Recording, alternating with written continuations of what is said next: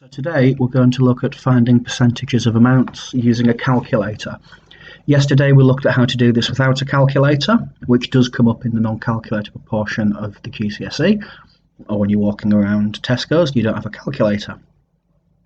We can also use this method we're going to see to look at percentage increases and decreases of amounts. So when using a calculator to find percentages of amounts, we use decimals. We need to remember that 100% is basically 100 out of 100. It's a whole one, it's 1. And with that piece of information, we can work out percentages. So here, I want to find 23% of 130. 23% as a decimal is 0.23. So 130 would be 0.23 times 130, which would be 29.9. Likewise, 77% of 130, 77% equals 0.77. So 130 multiplied by 0.77 would be 100.1. And that's all there is to it, really. But we can use this method to solve percentage problems. So here, a pair of jeans costs £75. They're reduced by 30% in a sale. So what is the sale price? So 75%, £75 is 100%. It's what we start with. We start with everything we've got. That 100% is reduced by 30%. So 100% take away 30% is 70%.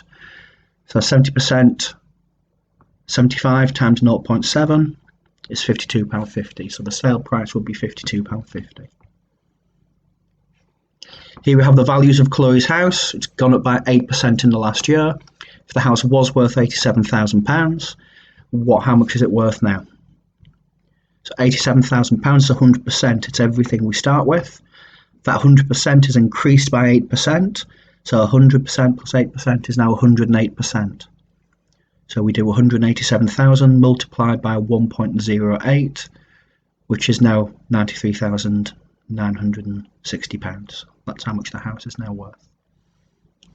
A final example of increases over years. Kelvin, he has £1,250 in a savings account, which pays 3% interest a year. How much will he have after 3 years? So here we have 1,250 is the 100%. It's everything we start with. That 100% is increased by 3%. So 100 plus 3 is 103%. So we could work that out by doing 1,250 multiply what by 1.03, multiply what by 1.03, multiply by 1.03, which is £1,365.91p. The observant will notice we're multiplying by the same number 3 times, so we can turn that into a power. So we could do 1,250 multiplied by 1.03 to the power of 3. The power of 3 years, which gives us the same amount.